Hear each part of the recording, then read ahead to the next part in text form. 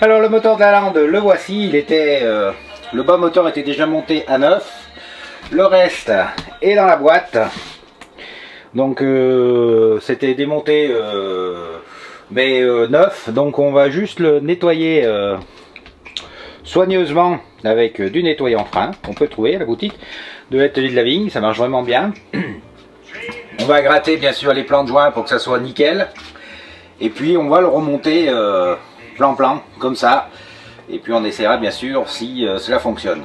Alors on va commencer par le plus embêtant, le moins passionnant, le nettoyage.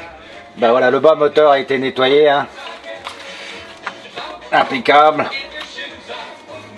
Le plan de joint, le vilebrequin, on a soufflé également au cylindre. Alors c'est un Airsal T6, mais du T6.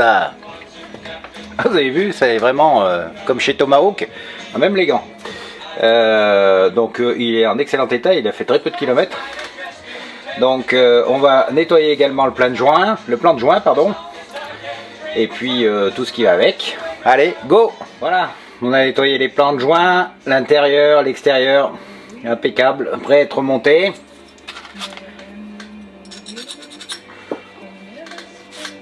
Comme il est quasiment neuf, on va pas le repasser au microbillage, ça ira très bien.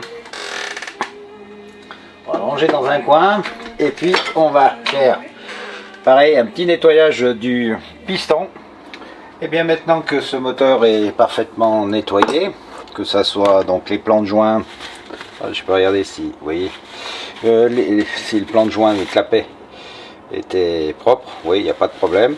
Donc il est bien nettoyé, comme le cylindre, comme la culasse, et bien on va tout doucement le remonter. Alors la première chose, on va remonter naturellement, vous le savez, les goujons. Alors pour remonter les goujons, moi j'utilise un petit peu de Loctite sel roulement que vous pouvez trouver sur la boutique de l'atelier de la vigne. Et puis j'enduis un petit peu les filetages et je les replace. Quand vous voulez les démonter, c'est très facile. Vous chauffez un petit peu au décapeur thermique votre goujon au niveau du carter et il se dévissera tout seul, pas de problème. On remonte ça et je vous reprends. Alors pour remonter le joint, moi je l'enduis toujours un petit peu de CAF 1. Comme je dis toujours, ceinture et bretelles. Voilà qui est fait. On le remet, bien sûr, en position. Voilà. On va remettre après le segment. Alors l'ergot est là. Ok. On va huiler le cylindre.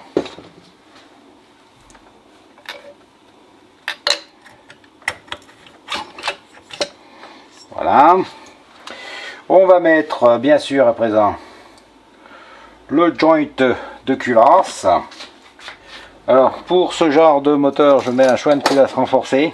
Alors ce que vous faites, bon vous l'achetez à l'atelier de la vigne, il n'y a pas de souci, et si vous en voulez, vous vérifiez bien quand même que le piston ne cogne pas le joint de culasse, parce que j'ai eu des fabrications où eh bien ça touchait, le piston touchait le renfort du joint, donc bien sûr ce n'est pas à utiliser.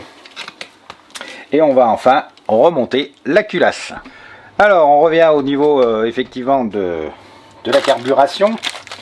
Alors qu'est-ce qu'on va monter? On va monter une pipe d'admission donc en 15, un passage large, hein, qui ira très bien sur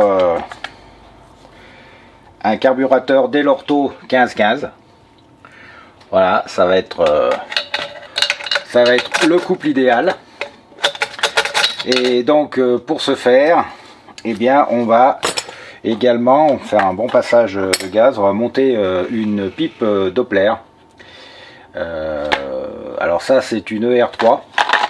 On vend des ER2 et des ER3 à l'atelier de la vigne parce que on estime que c'est encore de la bonne qualité.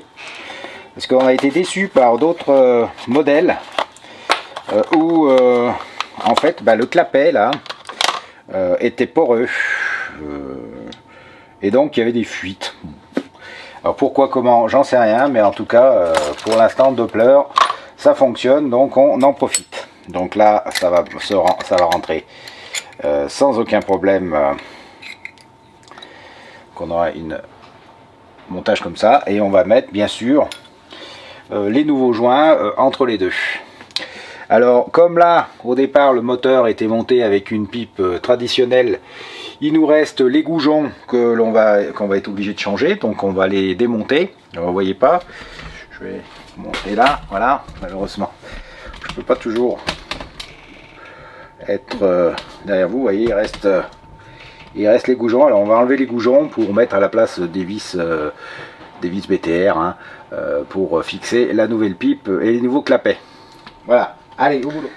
Alors la pose des nouveaux joints de carter, donc de clapet atelier de la vigne. Alors grosso modo ça vous donne ça. Je mets avec les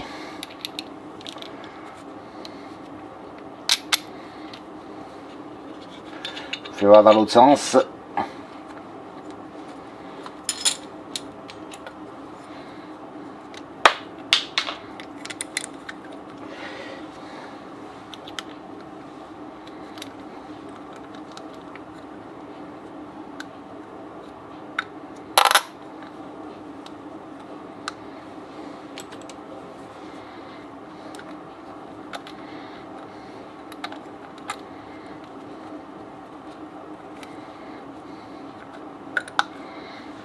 Voilà, vous voyez que tout tombe parfaitement, il n'y a plus qu'à monter tout ça. Donc, vous voyez, hop, la pipe est montée avec les clapets et les nouveaux joints, donc pas de souci, ça se monte bien.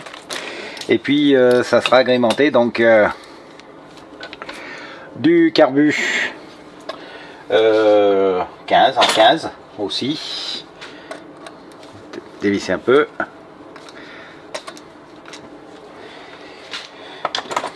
Donc ça sera bien coordonné entre guillemets.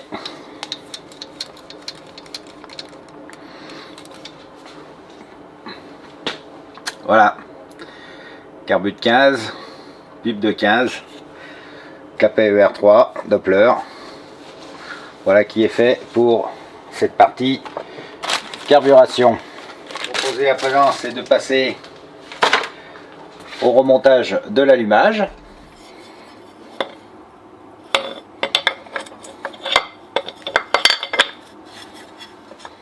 Alors on remet la platine.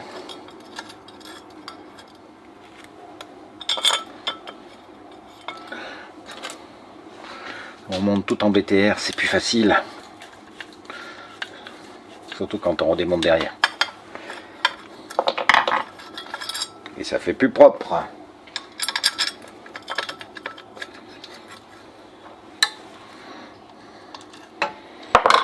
Voilà. On va remonter le plateau d'allumage. Pareil, c'est avec des cruciformes.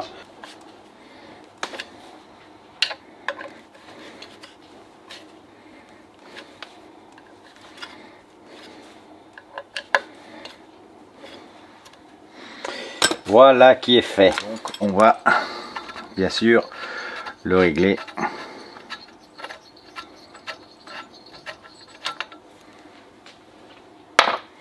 Avec une pige, et sur ces moteurs il faut régler l'avance à l'allumage à 1,5 mm avant le point mort haut. Ce qu'on va faire, eh bien on va vérifier une seule chose, ce que je n'ai pas fait, c'est l'écartement des rupteurs. Alors a priori il n'y a aucune raison qu'il ait changé. Alors, l'écartement des rupteurs, moi je fais toujours en 0,3 et 0,4. Alors on va regarder vite fait si c'est le cas.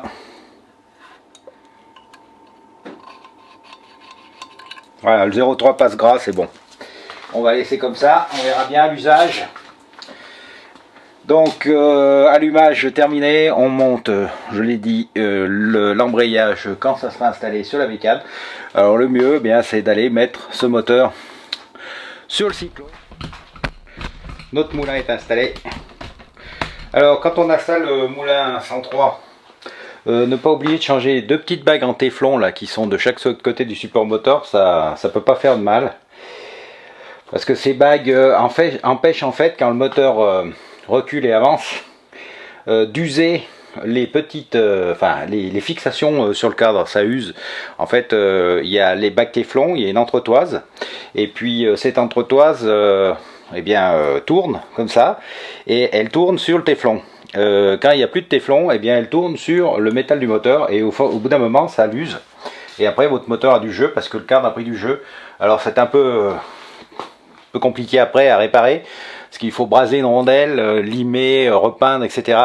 Donc 2 bagues téflon, c'est pas grand chose et ça vous sauve quelquefois la mise. Quand tout est monté, alors avant que ça soit serré bien sûr, on a remonté également le ressort tendeur là, hein, qui tend le moteur et qui évite aussi qu'il parte à l'avant et qui tape, non pas comme sur les motobécanes dans le garde-boue, mais en fait dans le réservoir. On s'assure simplement qu'il coulisse bien d'avant en arrière, voilà, qu'il n'y a pas de point dur, parce qu'évidemment s'il y a un point dur là, eh bien c'est pas, le variateur va bien sûr arriver à faire tourner le moteur et reculer le moteur, mais il va forcer et vous allez perdre de la puissance à ce niveau là. Donc voilà où on en est pour l'instant. À présent on va passer tout simplement au montage de l'embrayage et du carburateur. Alors je ne sais pas encore dans quel ordre, je vais voir. Et puis bien sûr, une fois que ça s'est fait, on croit que il n'y a plus qu'à faire péter, mais non. Il y a encore le passage des câbles de gaz, de décompression et de ralenti qu'il ne faut pas oublier bien sûr de positionner. Alors vous savez qu'on monte un chat 1515 dès l'ortho, hein, pas une copie, un vrai. Alors la difficulté quand on remet pas bien sûr les carburateurs d'origine, c'est le passage des gaines et des câbles. Il faut que ça soit le plus régulier possible pour que ça coulisse parfaitement. Donc à l'occurrence, vous voyez, le câble de gaz arrive ici avec une sortie de carburateur comme ça. Ça va pas, alors on va essayer de prendre cette tubulure et puis de la mettre un petit peu, j'allais dire, à 45 degrés pour qu'elle puisse arriver pleinement dans l'alignement de la gaine. Alors ça c'est important et ça prend effectivement beaucoup de temps. Il faudra faire la même chose peut-être pour le starter, en sachant que le starter c'est moins important que le coulissement soit parfait, parce que naturellement on l'utilise beaucoup moins que les gaz. Bon alors les amis, il y a eu pas mal d'adaptations pour les câbles, les gaines, mais en tout cas tout est mis. Alors ce que j'ai fait, j'ai remis le pot d'échappement comme ça, hein, à l'arrache. La bobine pareil à l'arrache. Le carburateur est installé et tout ce que je veux voir là, c'est si ça démarre. Parce que si ça démarre, eh bien on pourra aller beaucoup plus loin. Remarquez la nouvelle perceuse, l'autre ayant rendu l'âme. Allez, on essaie de le démarrer. Peut-être un petit peu de starter, il fait froid là. Yes!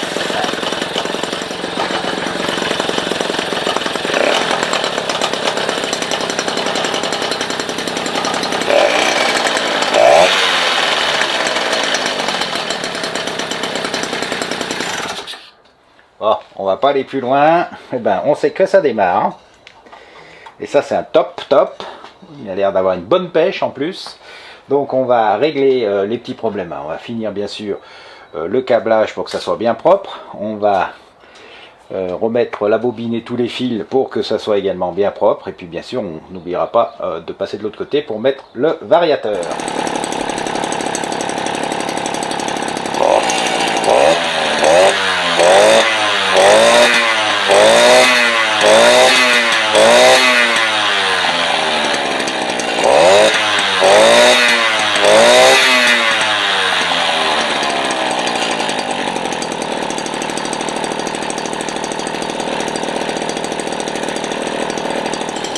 Ça marche pas mal.